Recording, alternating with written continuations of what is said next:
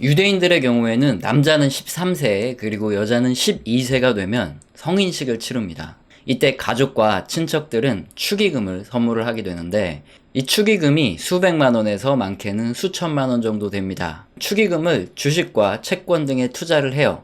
그리고 그들이 성인이 되면 종잣돈으로 사용하게 됩니다. 이렇게 어릴 때부터 하는 경제교육은 어른이 된 후에 빚을 더욱 크게 발하기 때문에 유대인들 중에 부자가 많은 이유가 이런 거죠. 여러분은 혹시 어린 시절 부모님께 부자가 되는 방법이나 돈 공부를 받으면서 자란 분들이 계실까요?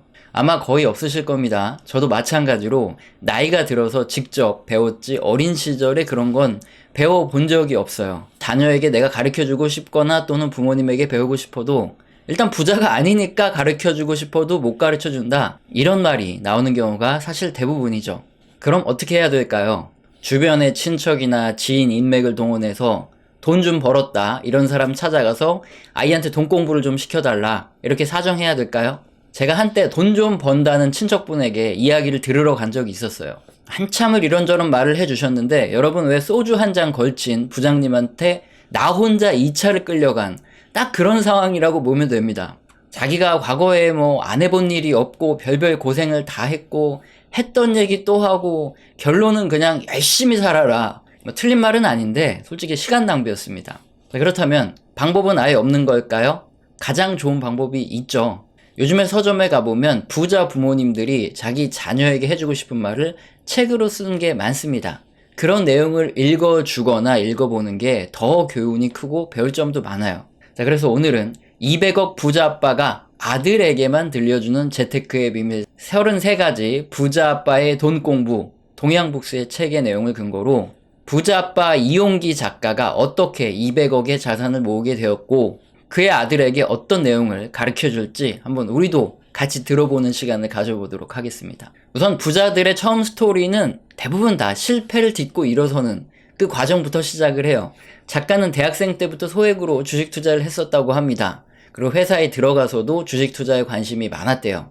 직장을 다니면서 결혼을 하고 아이 둘을 낳고 살고 있었는데 하필 1997년에 IMF 사태가 터졌습니다. 그 작가가 투자했던 주식들은 당시에 헐값으로 폭락을 했고 우리 사주도 가지고 있었는데 그것도 반토막으로 떨어졌대요. 어쩔 수 없이 작가의 아내도 다시 일자리를 구해서 맞벌이를 해야 될 정도로 어려운 상황에 놓이게 됩니다. 그걸로 끝나는 게 아니에요. 1999년에 코스닥에 IT 광풍이 불었습니다. 그리고 2000년에 IT 버블이 붕괴하게 되죠. 이때 또 정신을 못 차리고 주식 투자를 시작했대요. 그때 뛰어든 종목, 그 두 종목으로 거의 또 모든 재산을 날리게 됩니다. 아니, 이렇게 주식으로 홀라당 다 말아먹은 작가가 대체 어떻게 200억을 모으게 되었을까요? 스토리가 너무 궁금해서 이 작가가 이 자녀에게 해줄 이야기, 이게 뭔지 놓치는 그런 경우는 없어야 되겠죠. 그래서 우선 돈을 모으는 방법부터 어떻게 투자를 해야 되는지, 어떤 마인드를 가져야 되는지 부자 아빠가 이야기해주는 내용들을 하나하나 차근차근 보면서 풀어가죠. 인도인의 90% 이상이 가난한 이유가 있다고 해요. 죽은 후에 내세를 믿는데 빈손으로 돌아간다 이렇게 생각을 한다고 합니다. 그래서 돈을 모으기보다는 다 써버리는 이런 가치관이 어느 정도 있다고 합니다. 그게 부자가 되는 것을 방해하는 가장 큰 이유다, 이런 분석이 있어요. 그러나 부자가 되고 싶다면 이런 관점을 가지면 안 되겠죠. 써버리면 그냥 빈손으로 삽니다. 또한 돈을 더러운 것이다, 돈을 좋아하는 것은 뭔가 불경한 것이다 이렇게 생각하는 사람들의 현실은 어떤가요? 대부분이 시궁창이에요. 그래서 작가는 말합니다. 통장을 성경이나 또는 어떤 경전처럼 귀하게 생각을 해라. 그리고 버는 돈의 50% 이상을 저축을 해라. 견금여석이라는 말이 있어요. 황금보기를 돌같이 하라, 이런 말인데 대의를 위해서 부귀영화에 집착하지 말라, 이런 뜻입니다. 그런데 본인이 정치인이거나 군인이거나 고위직 공무원이다 그러면 청렴결백 이런 게 중요하니까 실천해 봐야 돼, 그런 말이겠지만 우리들은 대부분 그런 사람들은 아니죠. 그러니까 황금 보기를 경전같이 이렇게 대해야 된다. 그래야지 그 짓고를 면하지 않겠죠. 두 번째, 돈 공부는 빠를수록 좋다. 작가는 2002년에 다니던 회사가 인수합병이 되면서 퇴직을 했다고 해요. 그렇게 39살이 돼서야 직장에서 사회로 내던져진 거죠. 준비 없이 사업을 시작할 수밖에 없는 상황이 됐다고 합니다. 그리고 사업을 쭉 해오면서 깨달은 것이 있는데, 네가 원하는 것을 가진 사람들을 축복하라, 이겁니다. 이 말은 하와이 사람들이 후나 철학이라고 부르는 거예요. 황금률의 원리가 바로 이 부자의 마음을 갖고 부자의 길로 들어서라는 건데, 내가 부자가 되고 싶고, 내가 뭐 건물을 갖고 싶고, 좋은 차를 갖고 싶고, 좋은 집을 갖고 싶다 그러면 그 사람들을 축복하고 그 사람들한테 배우는 거죠. MJ 드마코의 부의 추월차선을 읽어보면 MJ는 부모가 이혼을 했고 엄마랑 살았죠. 그리고 그의 엄마는 KFC에서 닭 튀기는 일을 했어요. MJ는 뚱뚱하고 게으르고 빈둥대는 그런 어린 시절을 보내다가 어느 날 람보르기니를 탄 사람을 목격을 하죠. 자신도 그 차를 타겠다, 이렇게 마음을 먹었고 차 사진을 벽에 붙이고 어떻게 그 돈을 벌게 되었는지, 그리고 어떻게 그런 차를 사게 되었는지 계속 공부하고 따르게 됩니다. 결국에 25살에 그는 람보르기니를 타게 되죠. 물론 모두가 MJ 마코가 될 수 없습니다. 저도 25살에 람보르기니를 못 탔어요. 그러나 간절히 원하면 배울 수 있고, 그렇게 하다 보면 생각이 변화하고, 생각이 변하면 행동이 변화합니다. 우리가 살고 있는 이 세상은 그 행동에 의해서 미래가 바뀌는 이런 세상이죠. 부자가 되기를 열망해야 되고 돈 공부를 시작을 해야 됩니다. 작가는 그의 아버지가 남긴 빚을 갚아야 되는 이런 처지에 있었다고 합니다.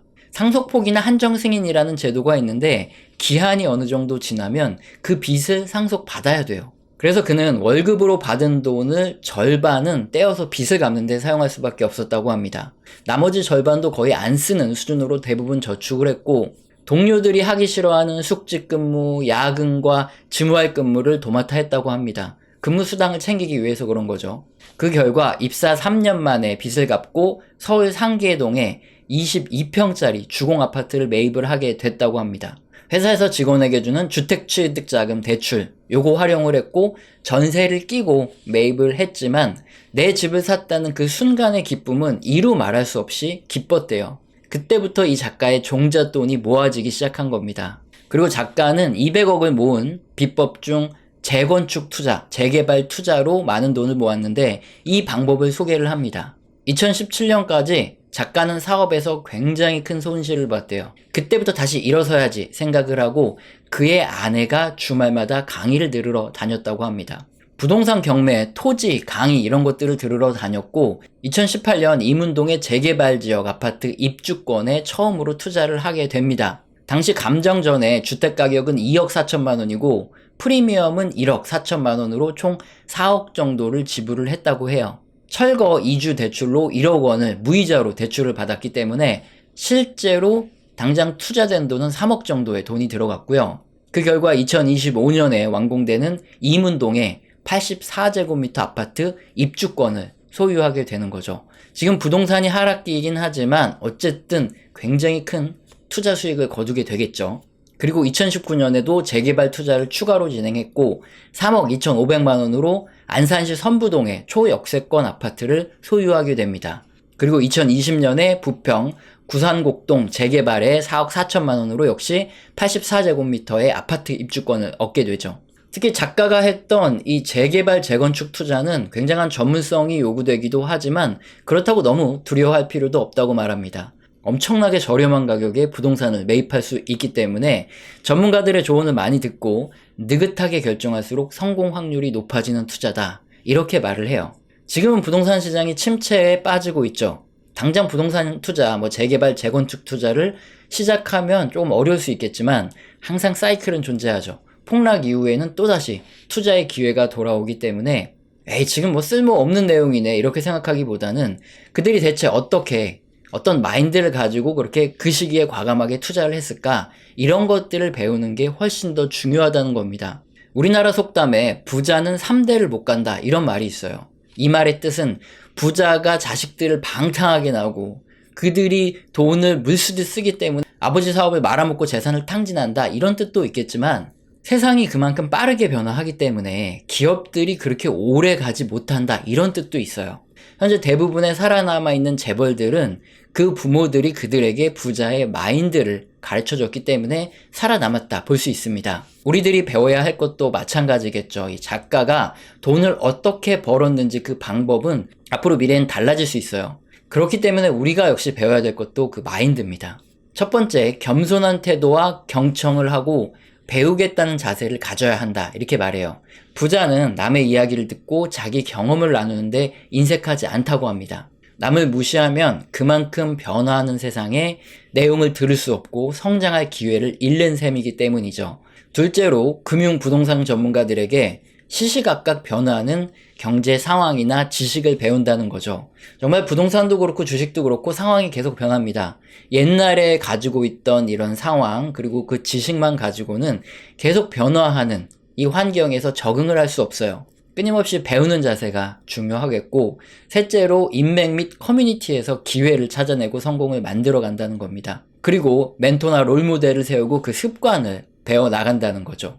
작가가 말하는 이 마인드에 대해서 한 문장으로 줄인다 하면, 세상의 변화에 적응하기 위해서 배움을 계속하라, 이렇게 볼 수 있어요. 그래서 이런 마인드를 바탕으로 부자 아빠가 아들에게 주는 좀 더 빠르게 성공하는 방법은, 첫째로 경공매 투자를 했으면 좋겠다입니다. 경공매 투자는 굉장히 낮은 가격에 좋은 물건을 구입할 수 있는 기회를 주죠.